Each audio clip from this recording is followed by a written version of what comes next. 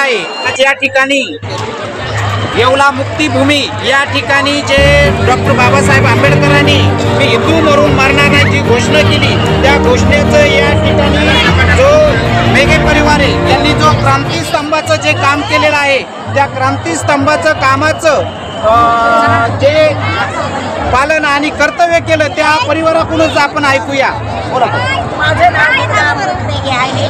मी येवल्यामध्ये राहते, खरेगाव रोडला, आणि मी 2018 पासून क्रांतीस्तंभाचं फरशा वगैरे बसवणं, रंगरंगोटी करणं, हे सुशोभीकरण 2018 पासून आजपर्यंत करत आहे।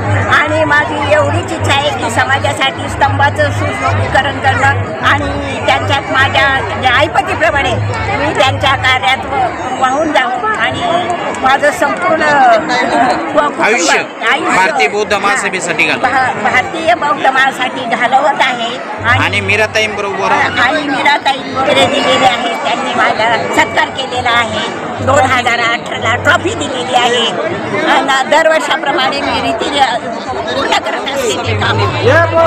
अजूनही बी आमच्याकडून काय अजून मी कायम मी जोपर्यंत आहे तोपर्यंत मी आणि माझे परिवार करतच राहील।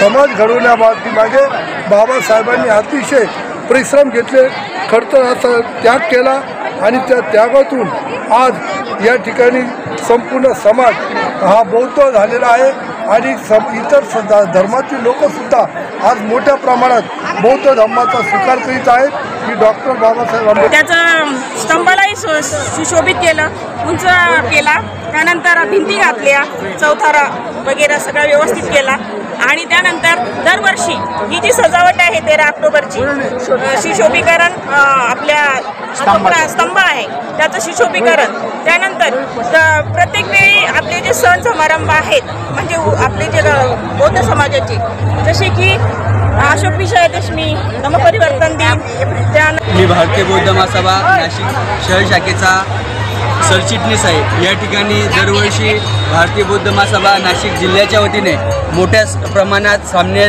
शिबिर राबवण्यात येतं आणि डॉक्टर बाबासाहेब आंबेडकरांनी 1935 साली याच दिवशी म्हणजे 13 ऑक्टोबर 1935 साली घोषणा केली होती की मी हिंदू धर्मात जन्माला आलो पण हिंदू धर्मात मरणार नाही। कोणत्या धर्मात जन्माला यावं हे माझ्या हातात नव्हतं, पण कोणत्या धर्मात मरावं हे माझ्या हातात आहे। त्यानंतर डॉक्टर बाबासाहेब आंबेडकरांनी 21 वर्ष सर्व धर्माचा अभ्यास केला व 1956 साली बौद्ध धर्माची दीक्षा दिली।